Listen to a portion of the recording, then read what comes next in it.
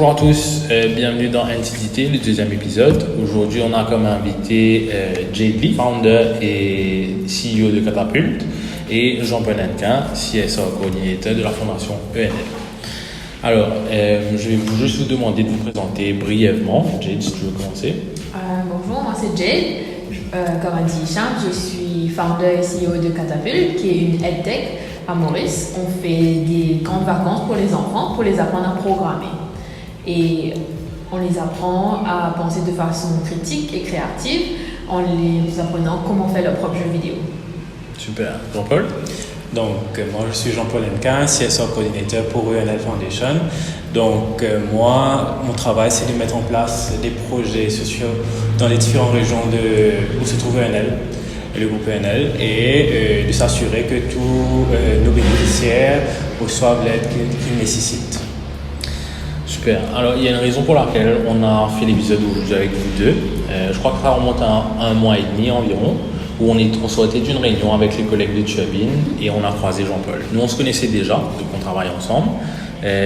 Jay, tu nous racontais qu'avec le déconfinement, tu pouvais reprendre les workshops que tu faisais. Ouais. Et Jean-Paul, lui, nous parlait de la cagnotte qu'on avait ensemble, donc pour Diane, qui avait plutôt bien marché. Et vous avez trouvé le concept sympa et que vous vouliez faire de nouveaux projets. Et c'est à ce moment-là, je crois qu'on s'est tous, on s'est dit, mais il y a un truc à faire entre toi, tes workshops et ce que Jean-Paul voulait faire. Et c'est pour ça qu'on est là aujourd'hui.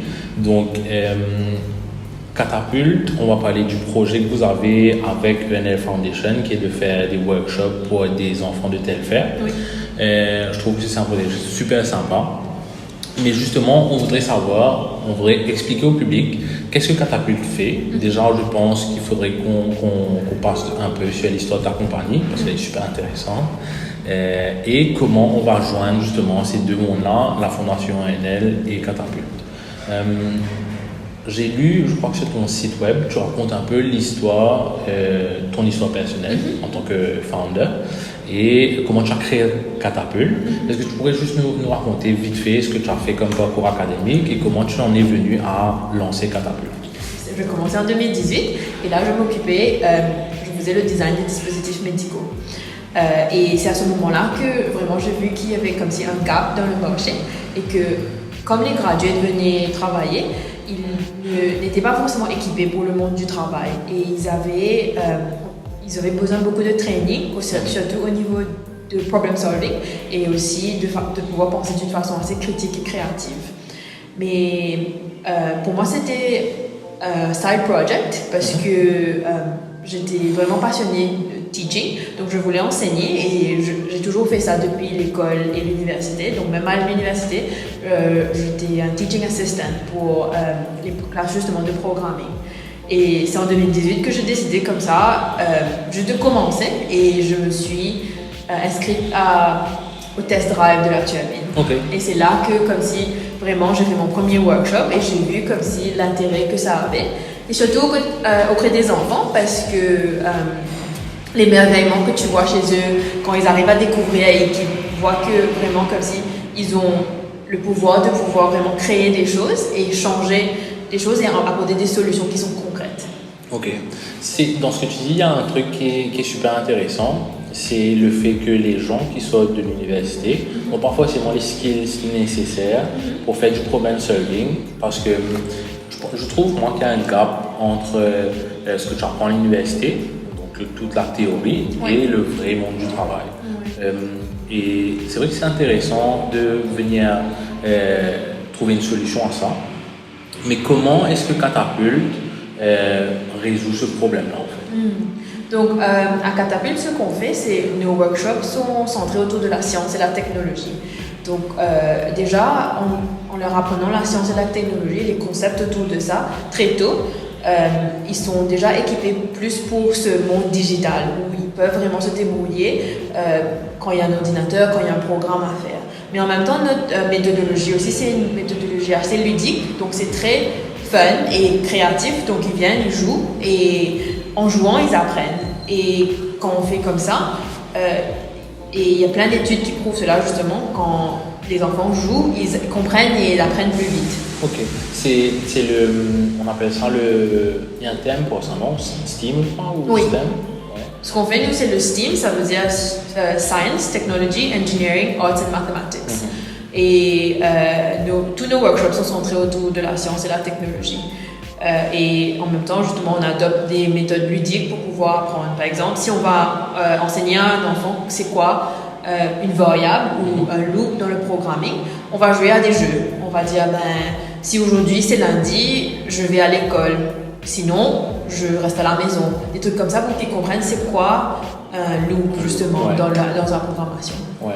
Et ça, c'est super intéressant parce que je pense que apprendre quelque chose vraiment d'une façon théorique et apprendre les choses avec le système STEAM, c'est deux trucs différents. Je pense que ça pique un peu l'intérêt des enfants à mieux comprendre et à mettre ça en application, justement. Jusqu'à là, tu as fait combien de workshops Ouais, on a fait beaucoup de workshops. Là, jusqu'à présent, on a fait des workshops avec un peu plus que 300 enfants.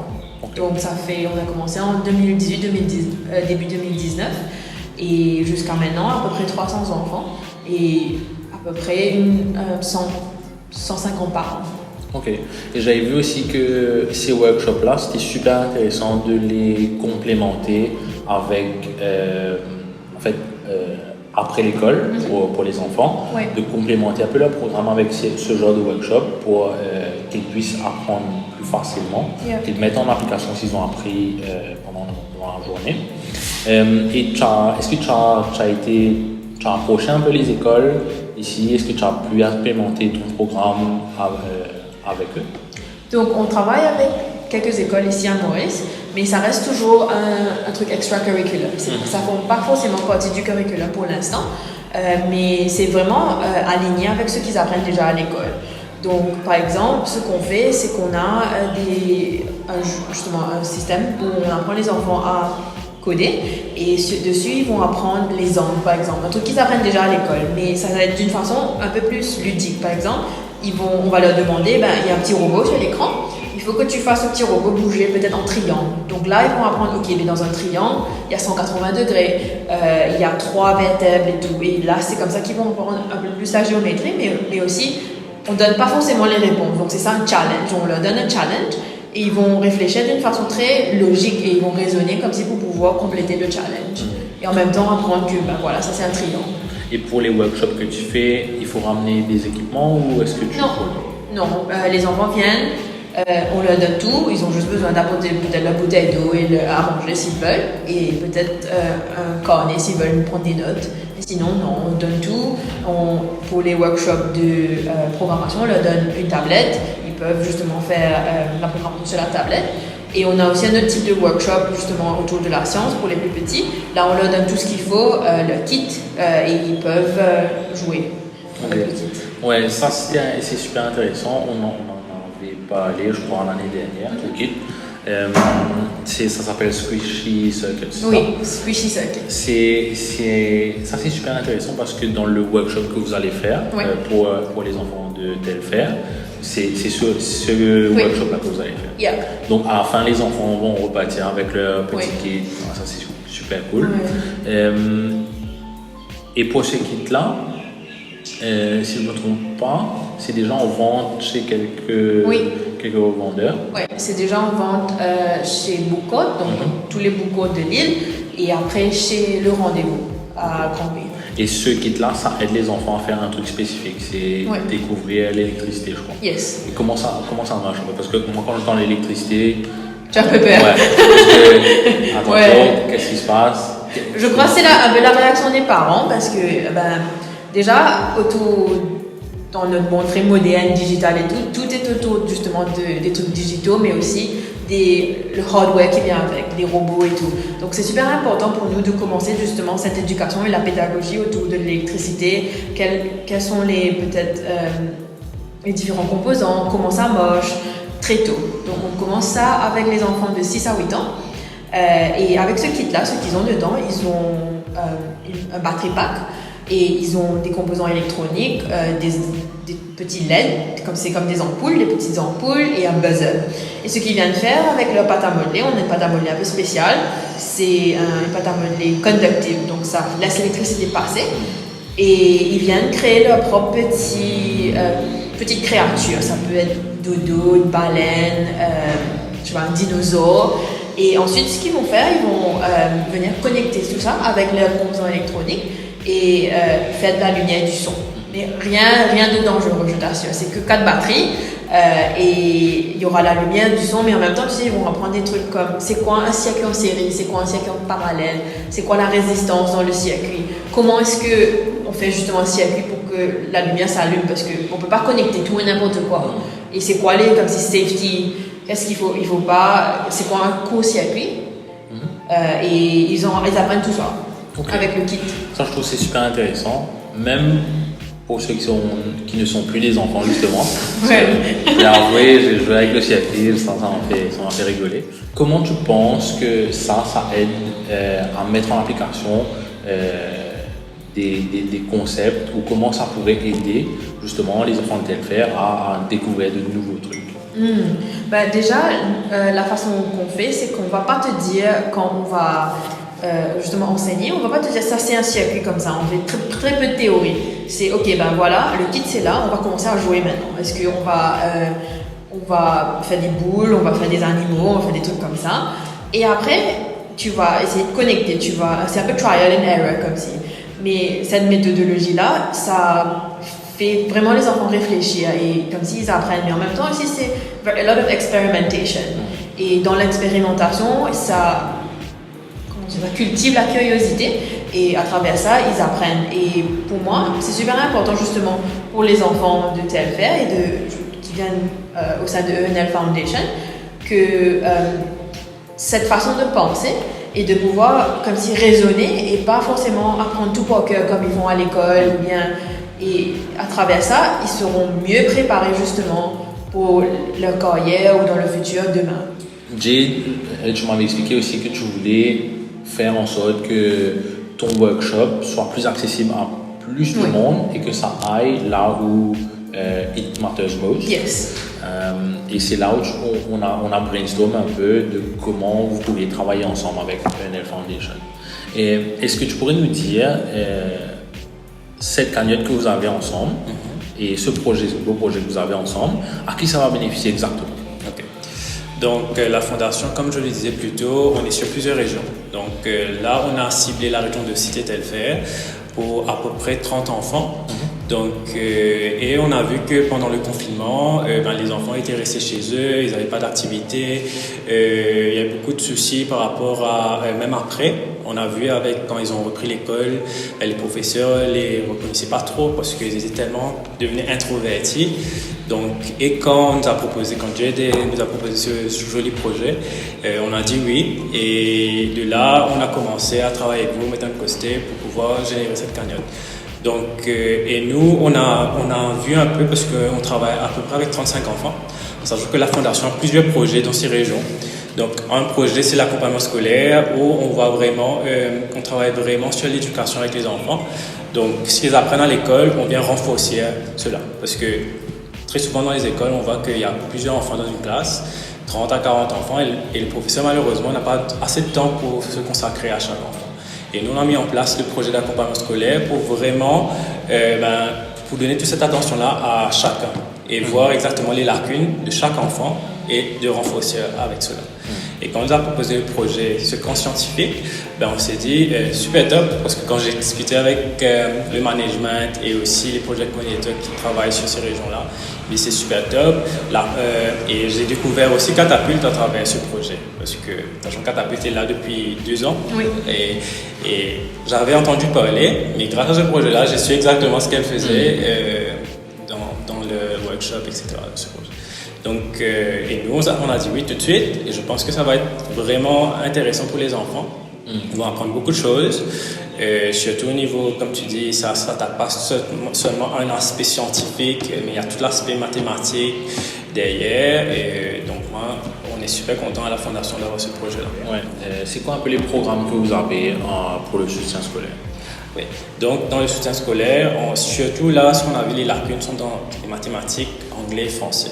Donc, on met beaucoup plus d'emphase sur ces 3 sujets. Et donc, on a une équipe de 3 accompagnateurs sur le projet qui donnent de leur temps. C'est des habitants de Telfair. Pas forcément des professeurs, mais qu'on a formés pour pouvoir aider dans leur propre communauté. C'est un peu ça, hein, ce qu'on fait à la Fondation, c'est vraiment d'empower communities pour qu'après eux, ils puissent reprendre le quartier et améliorer leur quartier. Donc, l'accompagnement scolaire est là depuis 3 ans. On a vu un peu les résultats quand on a pris les enfants et aujourd'hui, quand même, on est aujourd'hui à presque 95 à 100% de réussite au niveau de la PESAC, donc, qui était à peu près à 60% quand on a débuté. Donc, il y a quand même une amélioration. Et nous, on aime apporter de nouvelles approches. D'où le fait que, par exemple, si un enfant fait la géographie, on prend quand même si on ne se concentre pas forcément sur la géographie, mais des fois, quand on fait des outings, on va les faire visiter des endroits où ils pourront voir tout ce qu'ils ont appris dans leur livre. C'est là où ça reste mieux en fait. Voilà, exactement. Donc c'est vraiment visuel et là, ils vont apprendre mieux. Et voilà, par rapport à ce camp scientifique, là, ils vont vraiment toucher, voir comment l'électricité est faite, etc. Comprendre vraiment ce circuit. Donc, ça va les apprendre beaucoup de choses. Ouais. Et j'avais lu quelque part, en faisant quelques petites recherches à propos de STEAM, etc., que, par exemple, la méthodologie STEAM, ça a aidé pas simplement pour des trucs scientifiques ou mathématiques, mais vraiment tout, parce que ça inclut aussi les arts. Et comme tu me dis, les lacunes que tu vois, toi, c'est surtout les maths et les langues. J'avais lu quelque part que la méthodologie STEAM, en intégrant les classes de théâtre dans le curriculum, ça a aidé en fait, ça a aidé énormément à améliorer les notes au niveau de l'anglais, du français, etc. Parce qu'ils utilisaient en fait, tu vois, le théâtre c'est quelque chose de stimulant, ils utilisent la langue, ils s'intéressent à la langue et ça monte les résultats. Mais en tout cas, moi je suis super content que vous ayez créé un projet comme ça et que vous êtes passé par Metin Costé. On va vous donner full support. Je pense qu'il ne reste pas grand-chose à dire à part supportez-nous, donnez au projet de Jade et de la Fondation UNL. Si vous voulez dire un mot de la fin peut-être. Je pense qu'avec votre support justement, ces 30 enfants de Telfair pourront bénéficier de ces workshops, mais en même temps aussi ils repartiront à la maison avec leur propre kit et avec tous les matériaux qu'ils ont besoin pour pouvoir continuer à apprendre à la maison. Parfait. Jean-Paul. Merci à Catapulte, merci à Metin Costé déjà. Et soutenez le projet, c'est un beau projet et on va essayer de faire le max pour que les enfants puissent bénéficier de ce projet. Super, merci à tous. J'espère que le thé était bon. Pour moi, il était canon. Très bon. On dit surtout un grand merci à Mokarai qui nous a prêté le lieu pour qu'on puisse filmer aujourd'hui. Merci à tous. À la prochaine peut-être. Cheers.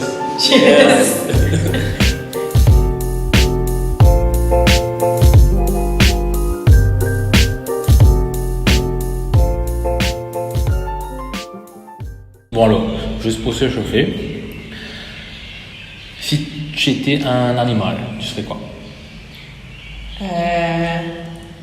Panda. On est des stéréotypes. C'est pineapple on pizza ou pas de pineapple on pizza? Ça dépend. C'est sur la limite là. Moi, l'équipe pineapple sur les pizzas. Non, il faut pas, Jean-Paul. Pourquoi tu fais ça? J'aime bien. Non. Si tu étais une invention. Si j'étais une invention. Bon, ne me dis pas le lit parce que le lit. Non.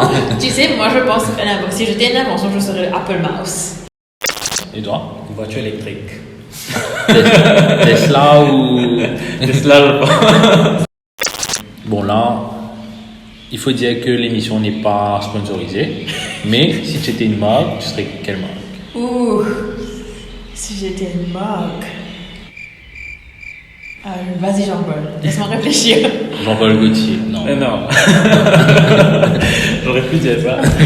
Mais j'aime bien la marque, même si je j'achète pas forcément, mais j'aime bien Versace. J'aime bien l'emblème, j'aime bien. Ouais, le style un peu, ouais, genre. Bon, dernier. Qu'est-ce que je peux vous demander? Si tu étais un plat, Ok. tu serais quoi comme plat? Gâteau blanc. Ah ouais? Putain, nice. Et toi? Un Briani. Ah oui. Bon, c'est tout pour nous. Merci beaucoup. À la prochaine.